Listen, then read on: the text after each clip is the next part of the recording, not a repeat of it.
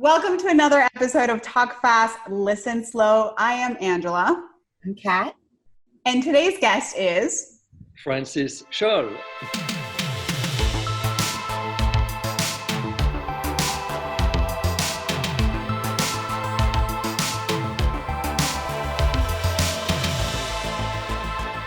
Thank you so much for being here. It's such an honor for us to have you on the show, Francis. Thank you, certainly having me as well.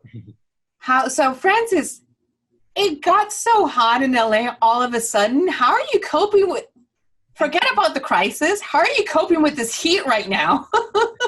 Very simply, I open windows on both sides, on four sides actually, so that there's air circulating. I don't like air conditioning too much, so. Oh, okay. It's hot. It is really hot today in LA. Yeah. Awesome. So let's dive right in. How are you dealing with the coronavirus and with the quarantine and all that kind of good stuff? What are you doing yourself to keep your mind fresh and to stay steady through this whole thing? Okay, so it's an important question. So early on, when the whole thing happened in the United States, I don't know if you remember, but one night they decided to, I think it was $950 million overnight to boost the economy. And then right after, I think it was like $1 trillion quickly on. And then I started to do the math in my head between, the $22 trillion that the US economy is, okay, its gross national product. The fact that it is 70% in debt as an economy, so now you're left with only 30% of this, that's $6.6 trillion. So I thought they're giving like $3 trillion. So, how long is it going to last? Because if we give another three, pretty much we're 100% in debt.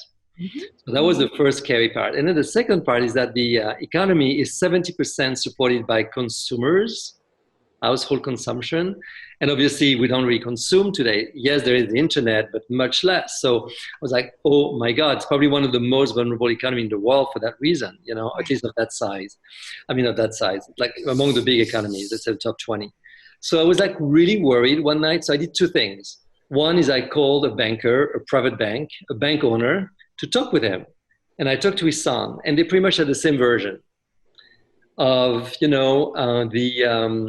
the bond that the United States government is going to issue is actually 1.5%, whereas anything that Europe could issue would be 0% or negative. So for God's sake, they raise interest rates between the last crisis and today, which gives us some room. And then he said to me also, and people who invest in American economy anyway are people who have all interest that the US economy keeps going, because if it doesn't, they're probably going to lose a lot. So there's kind of we're in it together, we hear that everywhere, but more than ever, it's true also at those big scales investors. So that put me at, to a certain way, calmer, but then of course, start spinning those numbers again in my head. And then I thought one thing, which really worked, which has nothing to do with intellect, numbers, finance, all that stuff. And my conviction, in spite of this, for some super tragic, whether economically or health-wise crisis, I think the big lesson is for us to think anew our relationship to nature. Obviously we're so vulnerable to it, but we've so much run away from that vulnerability. So I thought, okay, what can I do now that brings me closer to understanding nature and closer to nature, and that brings me peace? And I remembered my years in acting. And as an actor, you have to go moment to moment. Yes. And because the magnitude of the crisis is so incredible, there's no way you can really say what's going to be in 6 months. Right. And it's not getting any better, honestly. No. Because now the federal government doesn't want to really support governors and states, et cetera, et cetera. So it's complicated. Anyway, so my recipe, which has worked up to now, has been, okay, moment to moment, which was very, very interesting concept. But I was so unable to live it at the time. I had too much stuff going on emotionally as a young man. But then I've worked some since then, and I thought, moment to moment. Anything you're going to imagine from that particular moment is just as true as it is false, because everything is collapsing. So there's no way to know, or potentially collapsing. So, and I said, well, the best way to stay in the moment is just to connect with my breathing. Yes. So I need to breathe, be in the moment. And then I was so happy because two things happened. One, I felt really calm. And two, I felt I was reinvesting in the right savings account called nature. Mm. By honoring nature in me, I was more in sync with nature. And then when you do this, so I felt intellectually satisfied, morally, ethically satisfied, and I felt emotionally, physically satisfied. And then I felt like, and also when you're in the moment, you're not in your head. You can respond to anything, you can improvise, you're at your best. And Yeah. actually, it's psychologically known. It's called the flow. There's a book that was published on this, and then we can go on and on this concept. But Yeah. you know, I felt empowering myself in a very truthful, honoring way of the moment, of nature, and I felt great. And since then, it's not left me. And as soon as I catch myself, because there's so much news coming at me and at us, all of us, so I filter a lot of it. First of all, I don't really listen too much, but also whenever I catch myself racing mentally, I say stop, immediately stop. You know, and when I feel like I'm really reflective, then I allow it to be. You know, it's not coming from the same energy. It's much more reflective. It has much more distance. There's much more power, much more analysis to it, and less emotions in the sense of negative emotions. So, you know, so I found my balance this way: in the moment, breathing, feeling I will adapt no matter what. Right. And adaptation and talking about being in the moment and in touch with nature. The way I interpret it a little bit is that you are just grounding yourself, right? And once you ground yourself with the earth, it's like your energy goes to the same frequency of the earth. So it's very calming and very soothing. But this at the same time, I feel also gets you in touch with your intuition. Is that correct? Do you feel that, do you have that experience? Does this help get out of your head and just be in touch, you know, with your higher self, if you want to call it that? Well, I mean, you know, we can give it any name, but you know, no, but I mean, I say you're right. You know, at least it matches my experience, okay, and what I write about. I think when you stop, you're in the moment, you're present to your body. Your body is taking cues for your environment. There are subtle cues that your mind, in the sense of intellectual mind, rational thinking mind, may not capture and may not receive. And this information comes to you in ways that are not necessarily clear or logical, but it's not because this information is not logical, it doesn't have value, you know? You know, we know that from soldiers surviving, you know, a trap or, you know, things like this. It's been researched, okay? So there is value in information that doesn't make sense, okay? But in our grid of logical thinking, we dismiss all of this. So I would say it's true what you're saying from a physiological, neurological standpoint. When you are in the moment, you know, you're much more physically present and you take in information cues that you would not have access otherwise. And you're receptive to these cues. And of course you process them without even thinking in the sense that it resonates in you in certain ways. You know, a certain pitch will resonate with you, Catherine, or with you, Angela, differently than for me, for instance. You know, that's just music. So that's our sensorial apparatus that's being stimulated and responds. And then, of course, there is experience. You know, so some notes will be, or melody or whatever, will be associated with very happy moments for you, and for me, sad moments, and so on and so forth. So it's this mix of processing that's happening that generates thoughts, ideas, cues, hunches, you know, gut feelings, whatever. And that's even faster than this. Sometimes it's not even connected to experience or anything that's really conscious. It's deeper than that. Yeah. I love that. Let's take it a step back. Can we talk a little bit about your practice, what you do, how you've helped people, and how did you get into this field? How did that happen for you? Sure. So why don't we start with your last question? So as I was saying, I was an actor in New York. You know, I was specifically singing at the time, studying opera, very demanding. And I was also doing some clinical psychology studies around the relationship between the human voice and the ear and the psyche. Very interesting work. So that was my life. And I was doing many other things. I was sometimes directing. I was sometimes acting. I was sometimes doing voiceover for TV. Like, you know, the life of an actor in New York City. And then as part of what I was doing, I did an assignment for L'Oreal, for the CEO, the former CEO of L'Oreal, which was about the management of creativity. How do you manage creative people? So how do you herd cats? Okay, so it's an impossible proposition, but they felt it was really key to their success. So that's one thing that happened. As this thing was happening, and I did very seriously because I was, for the CEO and there's a big company, and it was very serious. So I did a lot of research. I started to get answers to a big question I had on my mind from years before, and that was, how is it that human beings have been able to take themselves to the moon, very sophisticated mind, intellectual mind, and unable to live on this planet in harmony with nature? Yes. So where's the split between this very sophisticated intellect and this rather unrefined instinct, way of being in sync with nature? So that was my big question as I was singing and doing other things.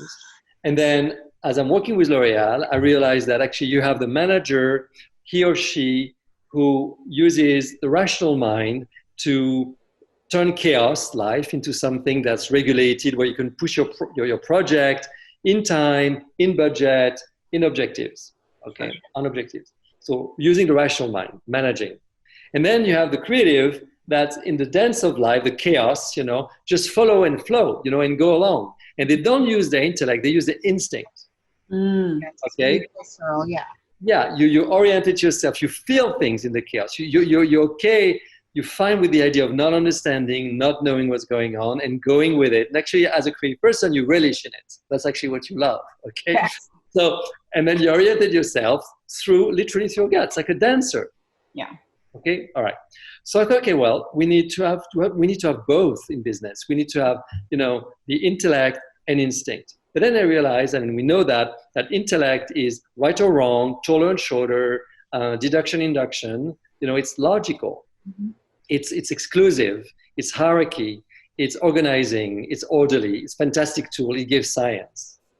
And then you have instinct, which is creativity, inspiration, survival, reproduction, hunger, all this stuff. Very essential too. You can't deny hunger, you can't deny your sexual urges, that's part of the reproduction of the species. Oh, now I'm sorry, we're kind of like all forced to.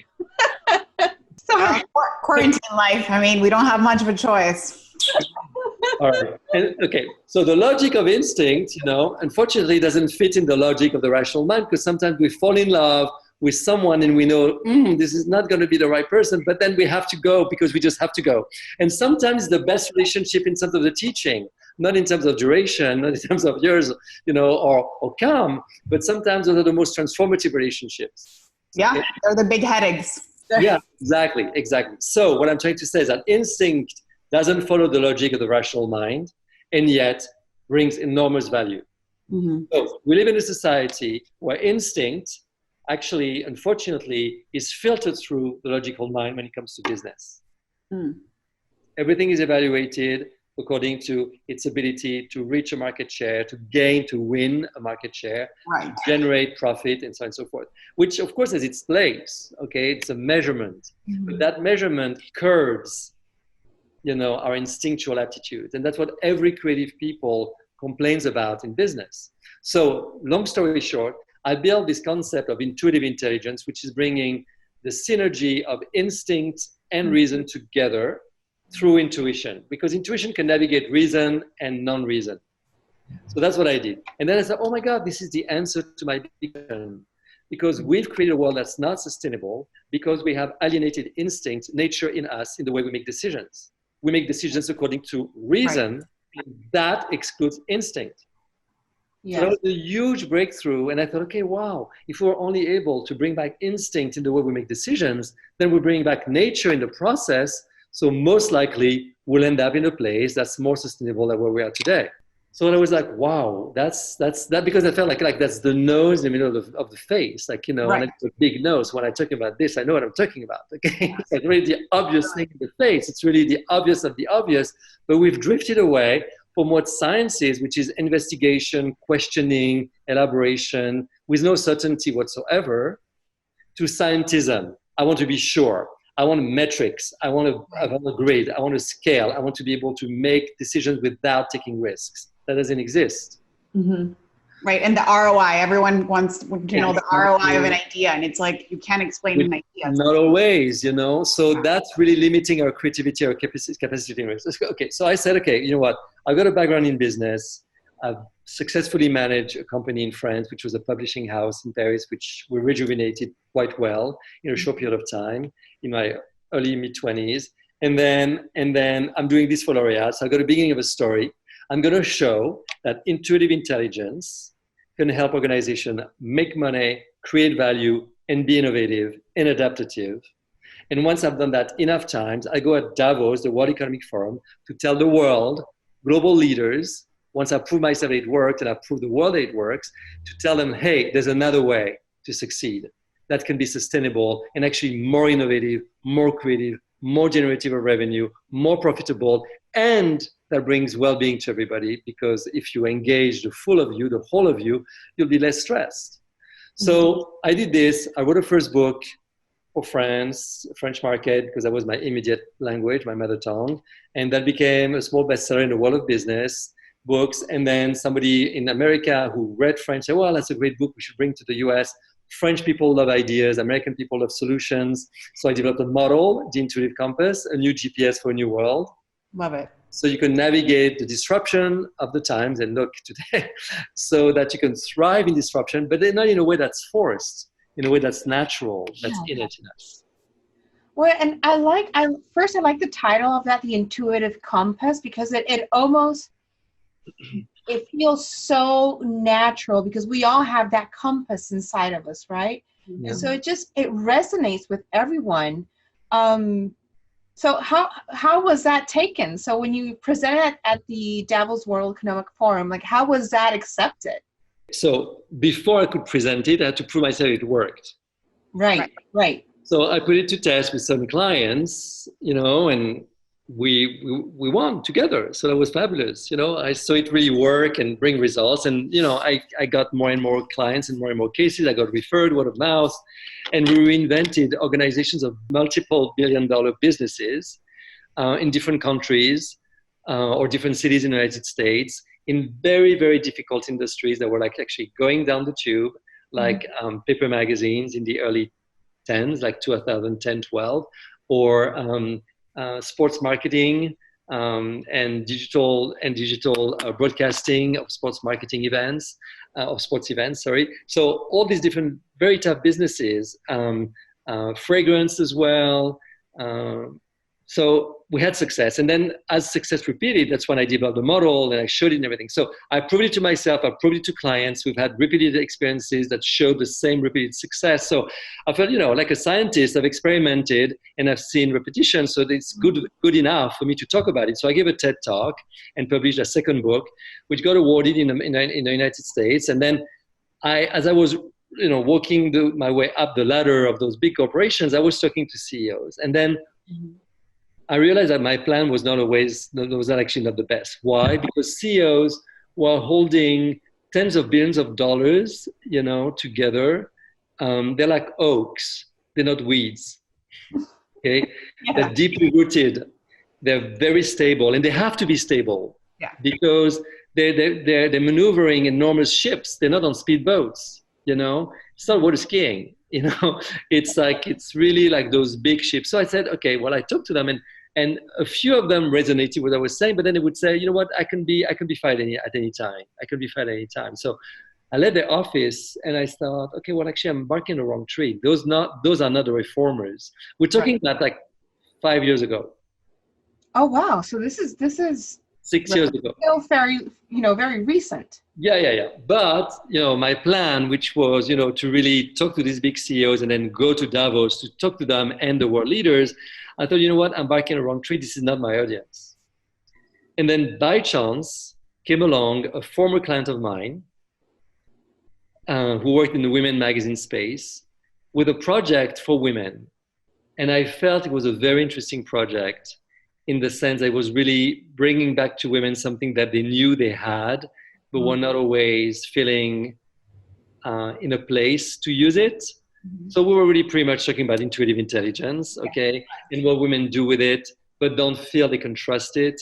So anyway, I listened for 2 years. I listened to women in those salons that we organized in New York, in LA, in San Francisco, in Paris, in some companies, Ralph Lauren, Chantel, lingerie, Apple, and I saw reactions.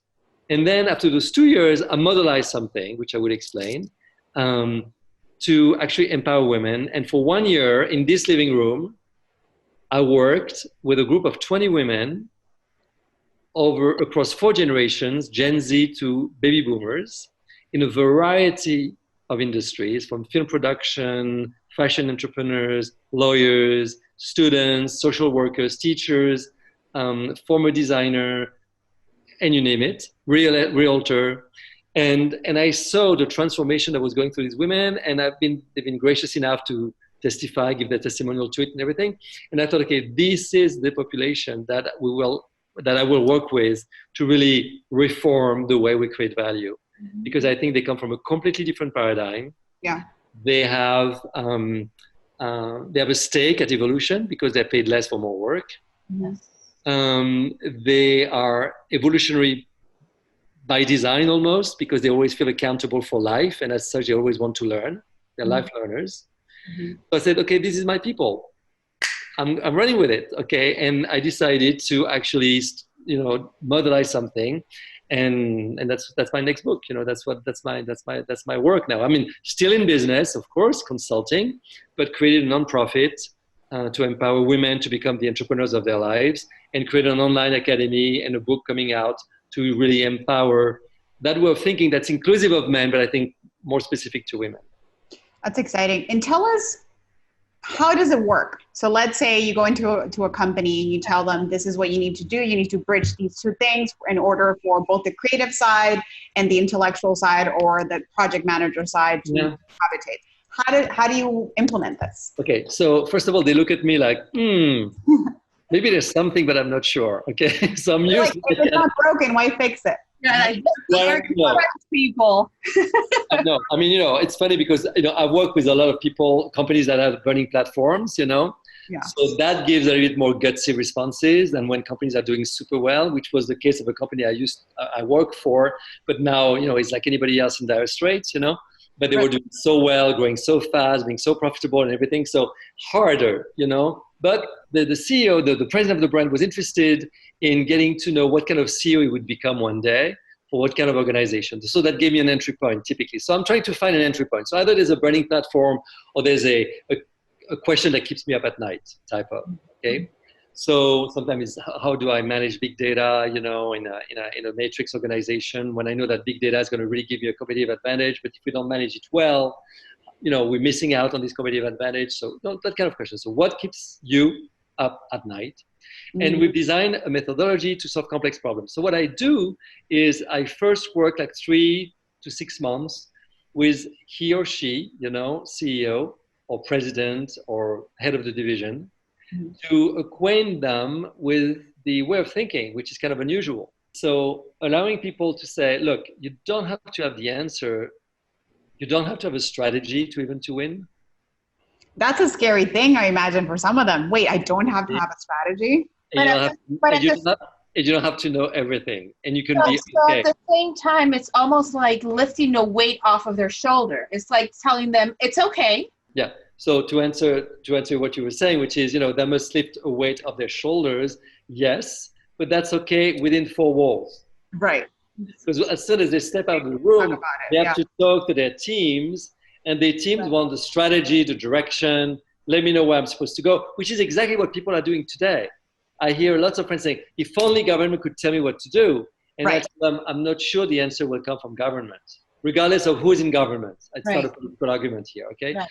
Regardless, it's just like the institution of the past, are meant to keep the order of the past. And obviously, we're super stretched today, So, the solution will come from individual change in attitudes and individual initiatives in networks that can grow and extend in a very open way, because we can't close down on ourselves today. We have to absolutely open up to create random connections, because through those random connections will come the solution to the complex problem, not pre-digested, not thought ahead, because that's going to produce only what we already know, like the famous sentence of Einstein, you know. Right. Don't solve the problem of tomorrow with the same tools that created the problems of today, you know. But isn't there some sort of scientific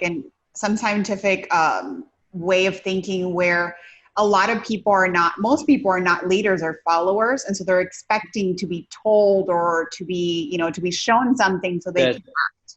Okay, so for instance, you know, the magazine company, you know, I speak about them in my second book, The Intuitive Compass. You know, at some point he said, but Francis, where are we going? So, okay, and that was about the reinvention of magazines into electronic magazines. We're talking 2009, 2010, right after the big collapse. And I said to him straight in the eyes, I have absolutely no idea, Alan. And if I knew, we would be on a yacht in Miami smoking some Cuban cigars together, you know, because we would be rich, okay? We would have the solution.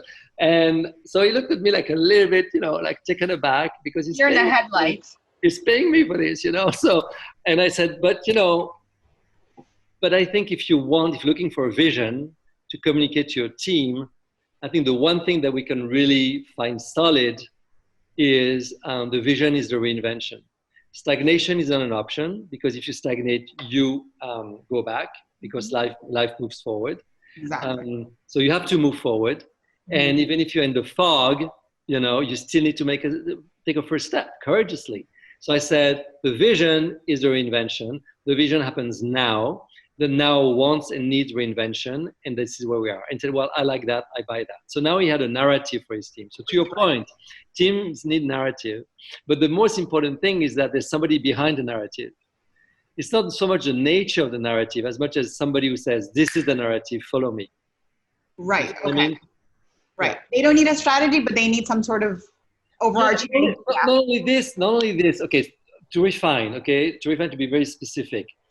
If somebody comes with a convincing narrative, people will follow.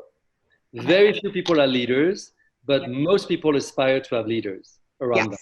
Yes. So if you find somebody who's willing to take the risk, you know, of saying, you know, this is where we're going, this is what our reality is, people follow because they love to follow. It's much easier to follow than to take the risk. One. Absolutely. And then second, then we have a methodology to help from that place of commonality to solve the complex problem of building a roadmap, a path forward, a strategy, or multiple strategies, because today strategies are less and less valid. You know, but scenario planning is valid because that prepares you with all different scenarios, rather than having a strategy when I'm set on, you know, which is actually the problem that the Western countries have had to face. You know, they were on this track, and the track got disrupted, but there was no scenario planning around the track, or not enough scenario planning. So you continue to work with, you know, CEOs of companies, but do you also do one-on-one on just, you know, someone that say, I come to you and I say, Francis, I need help, you know, figuring out how am I going to just tap into my emotional, into my intuition, my intuitive intelligence to get my project, my film ahead. Because me as an actress, I can do great on set once the camera is rolling. But the most difficult part is when you're putting the whole package together, the producing, the reaching out to investors. And I have to be honest, sometimes I get stuck. But I'm also producing. So if I come to you, I'm not a CEO, well, I'm the CEO of my own company, I guess. You do also those one-on-ones? I do it with friends. Okay. I do it with I have hope. So I do it with friends. I don't do it with individuals, but what I've decided to do is to take my work on a platform, which is called Squircle Academy. Okay, squircleacademy.com. It's actually going to launch this week. As we speak, it's being finalized right now this weekend. And I've decided to bring this way of thinking, which is wired, like designed by nature, innately, inherently, to help people solve the complex problems of today's life, in today's world.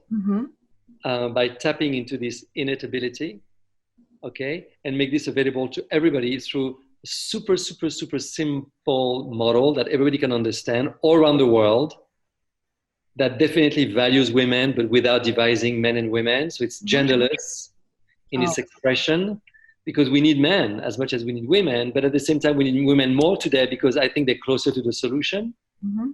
And there's a moral imperative to help them as well. So what is Squircle? What is that? What does it mean? Squircle. Squircle is square and circle coming together. Reason and intuition. And intuition. Yeah, exactly. That's culture and nature. You know? So it's simple. It's simple and super deep at the same time. You know, the book is coming out mid-June, so you know maybe we'll rediscuss when it gets closer to publication. But yeah, no, I thought I need to really make it super simple so even a 5-year-old can understand. I'm going to tell you a story. So I wrote the book, and the book still has a lot of science because I don't want to convince the yoga teachers, okay, and the empaths of the world. I want to be able to make sure that everybody who relies on the square in their lives, by education, by habit, by personality, feel comfortable with the book, so they can allow themselves to trade into the world of circle. Because if it's not the way they really relate to the world, at least they will allow people who relate around them from the circle to enrich them, to be in conversation with them. They won't dismiss it as something that's not valuable. They will look at it as something that's super valuable, okay? Mm-hmm. That may not make sense to them, but it won't be dismissed from the get-go, okay? So it's kind of a healing for everybody, so to speak, you know, in the way we approach life. So listen to this story, because it's very simple. So Emma, a little girl, he's in her garden, and she sees a parrot, a beautiful parrot. The parrot is next to its nest, and she wants to approach the parrot because she's fascinated because the parrot is so beautiful. And then the parrot takes off and flies off, you know, and you know, circles, have a good time, does whatever the parrot wants to do, you know, in wilderness. Mm-hmm. And she's so sad because she had no time to really start to get closer to the parrot and everything. So she decides to come back the next day, but she doesn't see the parrot. So she comes the day after again, she doesn't see the parrot. And she comes back but never sees the parrot again. He's never there when she's there. The nest is always empty. And then one day, she's walking in the backyard and she hears the parrot. Oh my God, the parrot is back. So she follows the parrot, and the parrot, without failing, lands in the nest. And she thinks to herself, oh my God, what if I was taking away the nest and put a cage with lots of food and water, and then the parrot would go inside and would get all the food that he has, all the water that he needs, you know. So it would be happy, you know. And I would close the door and I would keep the parrot for myself. Okay. So of course the parrot outside, you know, inside the cage, outside the cage, not the same parrot. You know, outside the cage is the circle. It's free. It adapts. It's creative. It's constantly in flux with nature, and goes back to its nest. The square, its foundation, but it's not a foundation that locks him up or locks him in. The nest turned into a cage now becomes a dominant square, because once the parrot is in the cage, it's no longer a free bird. It's an object of decoration. It's fed, but it cannot adapt on its own. It loses its ability to trust itself, to adapt to the world, and it's locked. So that's what we've done with ourselves. Mm-hmm. We've developed a beautiful nest called science, and we've turned the nest into a need for certainty, a need for locking things, and we've completely, you know, clipped ourselves, our wings, you know, our creative wings, our intuitive wings, our natural ability to adapt. So Squircle is the attitude that allows the circle to be and the square to grow with the circle, as opposed to the culture we're in, where the circle is only accepted when it's inside the square. What a great analogy. I love the coexisting of it all. And so glad that you're bringing this platform to the masses so it's digestible and approachable to everyone, which, you know, we couldn't have a one-on-one with you, but now we have the system and all that kind of good stuff to do it. What do you recommend folks can do right now if they're at home and perhaps a little chaotic and hard to focus? Like for me, I'm a creative, right? I thrive on having 2, 3, 4 projects at all times. If not, I feel like the bird that doesn't know how to fly. But my problem is to focus. Like, what can you recommend for people that perhaps are trying to launch a new venture, but maybe have something else going on and can't really focus? Yeah, of course. I mean, that's a question I hear every day in business, okay? And in companies that I help, so it's good that you ask the question. So from theater and from the parrots, okay? The parrot is always in the moment. When there's a danger, the parrot is taken outside of its center, but then quickly goes back into its center to be able to adapt at its best. So my point here is that we are naturally centered and focused. Our culture distracts us continuously from being centered and focused. Why? Because as soon as you want to control things, you're alienated. Yes. You know? Yes. And you start worrying. Am I going to keep this? That was part of the thing also. I said, you know what? If it really goes down, I may lose my home, you know? But then I thought, okay, my reason for being is not to own real estate. You know, my reason for being is to share with fellow humans what my convictions are, which I've seen work, and that I can do on a computer anywhere, and I will continue doing it. You know, it's not because I have a home or a lot of money on my account that it changes my road, you know, my path. So I have to come clear to this with this, you know, so that it doesn't eat you up. So if you're really truthful with yourself, Angela, what takes you away from your focus when you love what you do and you know what you love, etc., you know, analyze those things, and you need to look at their relativity. You need to look at the fact that they're not ruling the game. Yes, they're real things, you know. Am I going to be paid by that client? Am I going to get that contract that I want to have? Yes. Okay. But, you know, those are elements of disruption, and you will adapt, you know. So our attachment to what is what keeps us from our innate ability to adapt. We don't have to work to adapt. We just adapt. Right. We just adapt. We're natural born adapters. Right. So it's kind of what I'm hearing is it just do the work and don't look at the outcome necessarily. Well, that's one thing. That's one very good point. The second thing is, you know, come back in the moment. And have very simple tools for this, you know, like it's called sensory focusing. So you have 5 senses, okay? So listening, seeing, smelling, tasting, and touching. Mm-hmm. Okay. So between phone calls, between meetings, between activities that you have in the day, you know, between, you know, one activity and the other. You said you like to work on different things, okay? So just to refocus, you know, you're sitting there, you're on your chair, and you really look around. But it's not looking around in the sense to make sense of what's there.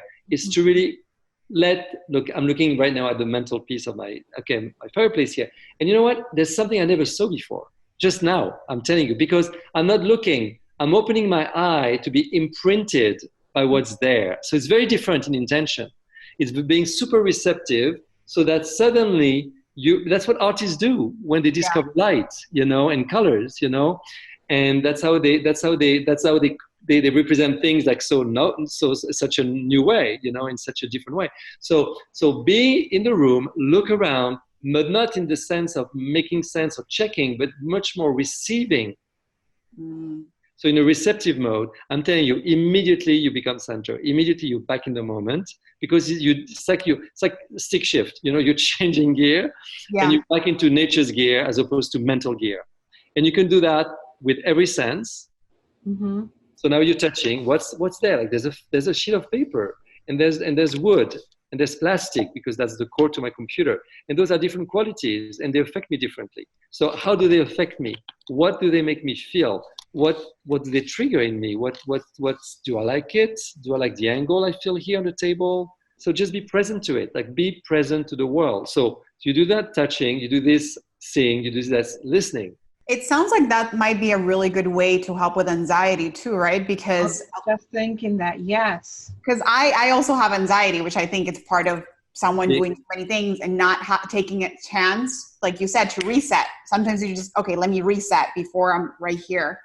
So I think that's a really good strategy to help with that. Yes, and for those who have PTSD, because, you know, lots of people have, especially in those times, you know, some people, their world their world collapsed. I mean, I've read that 72% of American workers go paycheck to paycheck. That's like, can you imagine what's going on today? So I don't want to be, not grounded in the reality of people's lives. So if then trauma kicks in, the best thing to do is to go back to your breathing. Why? Because without oxygen, you cannot live. And you know that. Sorry? I'm doing it right now. Yeah. So I can tell you. So I can tell you how you do it simply.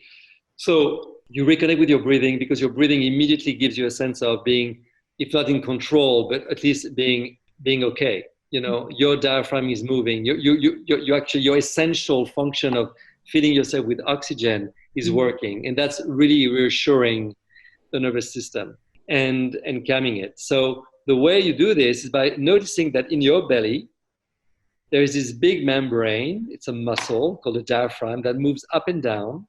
So it moves up when you exhale, because it shrinks the lungs, and then the lungs push air out. And then when the diaphragm goes down, it makes space for the lungs to expand. As they expand, they take air in, they inhale. So if you become present to the movement of that muscle, you can do it like together, like in 10 seconds. Mm-hmm.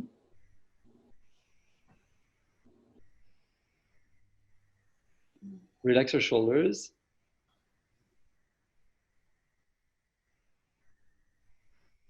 And just notice the movement of this big membrane in your abdomen,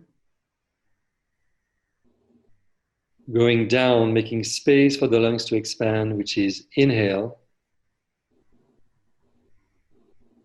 And that same big membrane going up, pushing air out of the lungs. That's exhale. So just be present to it. Mm-hmm. And observe.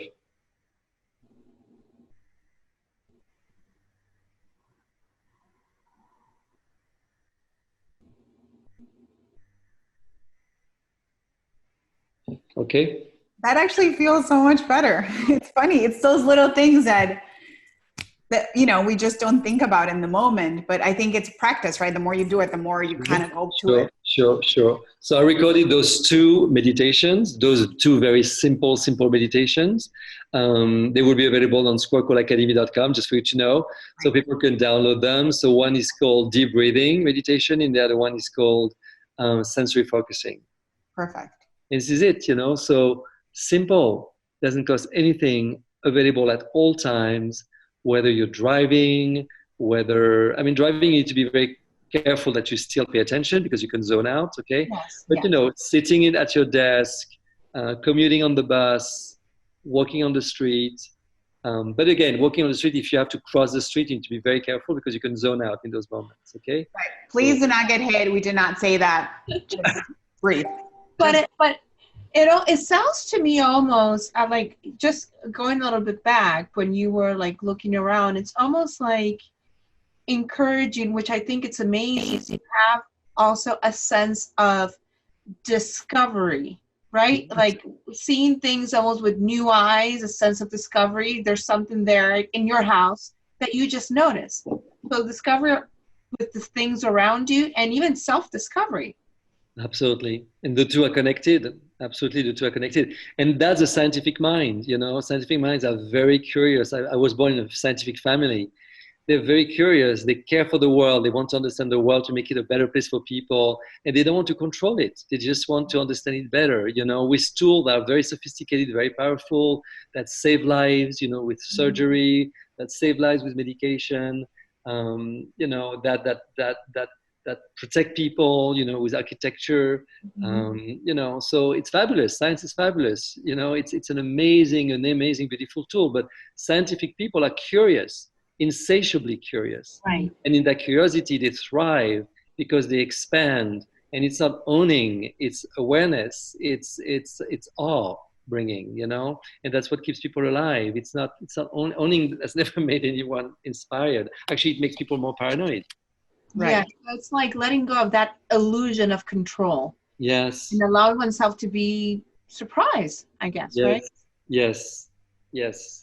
So we don't really have much to lose, we only have to give up that illusion of control. And then, which is the life journey, to accept that we're fine without control. Mm. That's an overpowering feeling for someone, because I have such control issues. Honestly, you saying that right now, I was like, wait, I'm sorry. How do I do that? It's like, are you having a little panic attack? Oh, a little bit. I mean, my whole life is a panic attack. It's just like an ongoing panic attack. But I think you hit so many things today that I think make a lot of sense. And it's not as difficult as it sounds. It's more simplistic actions to do, but it's being present enough to recognize when to apply them. I think that's the big one right there. So I would love to take that course. I'm excited. I think it's going to be super helpful for a lot of us that might be creative in one part, but have to be super methodical and brainiac. And another one, how do we mesh those things to create success? Yeah. And then, people who've taken that course, in my living room, for 1 year, I designed this simple object, and I'll share it with you in due time, I guess, when the book comes out. But that symbol, you can have by your computer. It just like reminds you that the two work together, but there's an order. You need to honor nature, not even come from nature. You need to honor nature so that the square can give its best, and the square is prevented from wanting control. And that's a simple reminder. That's a visual thing. And that's what we all need, because when you forget it, mentally, emotionally, then you have the visual cue that brings you back, Yes. And that's the... like como un talismán. Yeah, exactly. Exactly. Como un talismán, sí. This has been amazing and super informative, Francis. So very helpful. Yes, it is.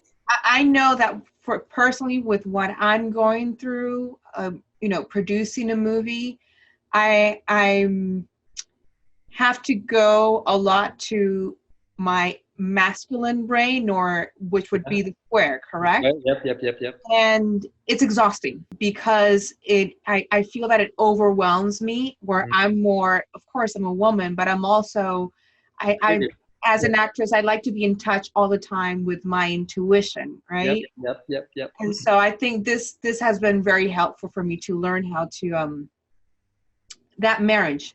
Yeah. Both, to live for those two to live in harmony. Yeah. Remember, and forget masculine and feminine, because I don't want to go into those stereotypes. That's why I invented square and circle. No, I'm just telling you. So I don't want to refer to this because, we're so complex. We're much more than gender. We're much, etc. Okay.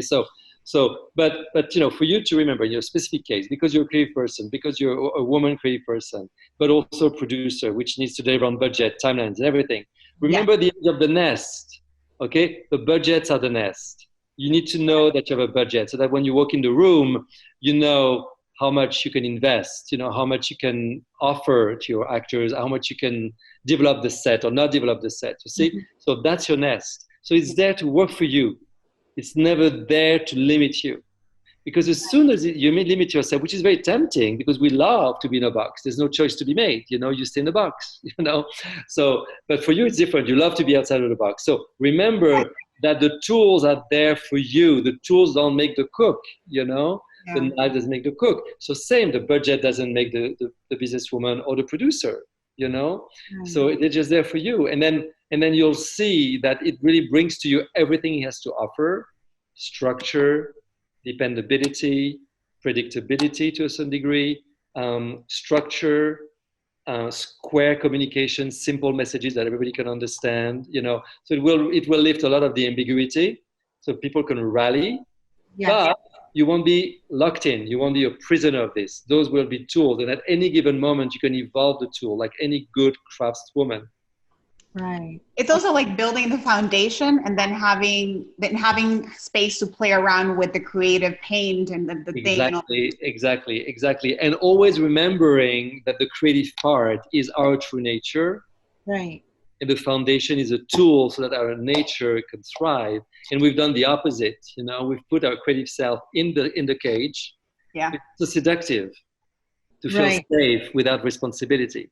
Right. But it's so interesting because how you just said it made a lot of sense. It made me feel like, okay, that's okay. But it goes to, keeping the communication simple.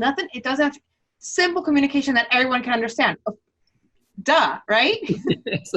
Instead of trying to find some complicated language that's just going to create more confusion and miscommunication. But if we take the example of a mother or a father, a parent and a child, okay, a simple message could be said with an overflow of love as an intention, or an overflow of authority, in the sense of authoritarianism, okay? Control, let's say, okay? Same simple message. So that's where honoring the parrots and nature makes a huge difference, because as we know, authoritarianism is not education. Right. Because the other person is not taken into account. Not that sometimes you don't have to be like really strict, okay? Yes. Got that. But so my point here is, yes, Angela, you're right. The square is the structure, the foundation, so it can be creative, but that structure still needs to be built with fundamental respect for what it is to be human. And to be human is to accept nature in ourselves, and nature cannot be controlled. Therefore, the structure should always be fully in respect of nature. And that's what we've not done. And I can talk to you about architecture, for instance. I know very, very, very few architects who have not imposed the laws of geometry to architecture. I know one, because there's no straight line in nature. So straight lines it's an invention. It's an invention of the human mind, super useful. You give geometry and everything, but has nothing to do with nature. Okay? So there's one architect that did this, and his name is Anton Gaudi, in Spain. Of course. Yes. But the funny part is, one time I was in Barcelona and I saw an exhibition, and he started his life as a sick child. And his mother would put him outside in the garden so he would not be bored. And that child, curious, was observing plants. And he's been able to build rooms, spaces with columns that are built according to organic, laws of nature, the way the sap actually circulates into a stem, and how the geometry of the tube through which the sap moves changes as the it's not the same at the stem of the stem that it is at the end. Why? Because the end is now under gravity. Okay, so it becomes horizontal. So for the sap to keep going all the way to the end of the stem, the geometry of the tube inside the stem changes shape. He observed this, and that's how he built columns to sustain buildings and rooms in ways that geometrical architecture, traditional conventional architecture, was not able to do. Wow. So it's real. Yeah, it's very real. I mean, everything in life spins, right? Even our DNA strands, right? So there's, and I never thought about that. There's no straight lines. I never thought about that. There are no straight lines in nature. Yeah, no.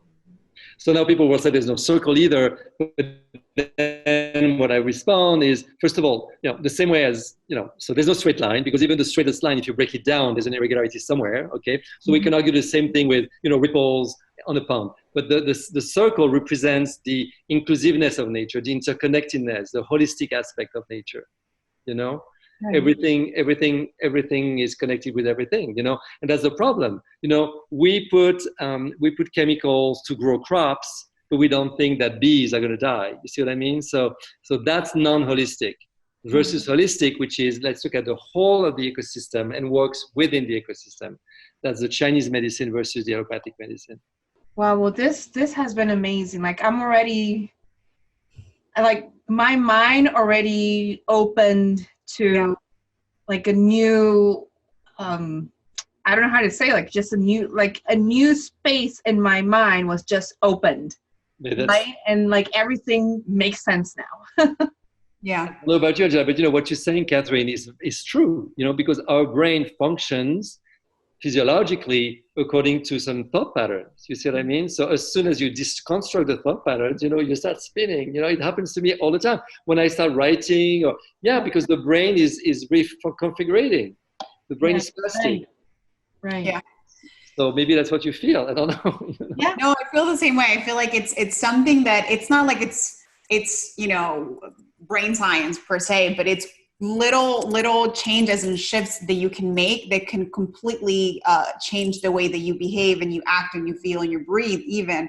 So things like that I think are super useful, especially right now where people are just not their best selves. This is not the best. I mean, even if you're the top of the top and you're doing well, you still have worries. So we're all in this odd space. I think those practices that you shared with us would be super helpful.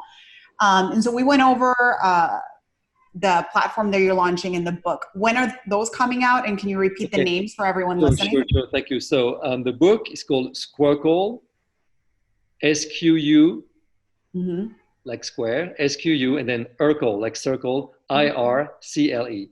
Okay. So Squircle. And then the platform will be squircleacademy.com. Perfect. The book is Squircle, A New Way of Thinking for a New World. Okay.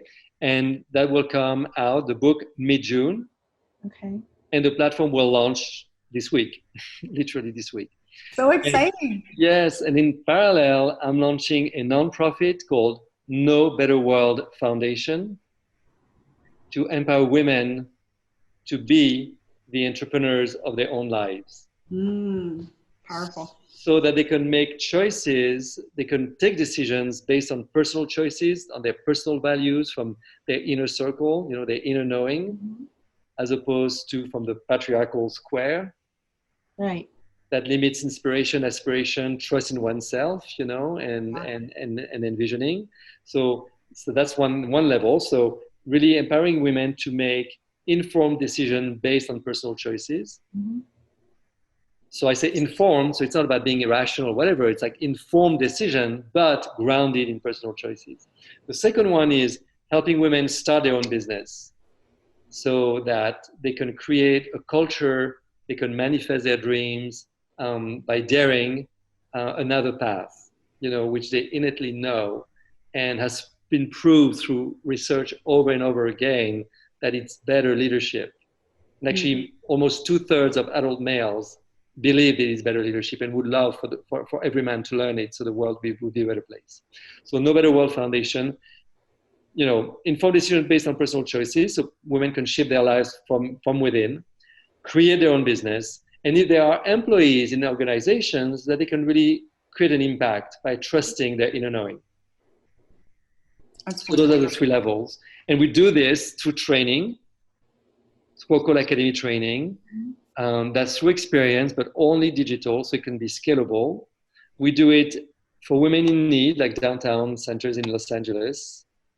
And from there, learning what we're going to learn really in the field, we want to scale with organizations that do that in a bigger way by teachers training courses of the social workers, so they can teach that to the women who work in those organizations. 2, aligning with corporate sponsors who are philanthropies and would think that what we offer would be great for their philanthropies, so we can really scale globally.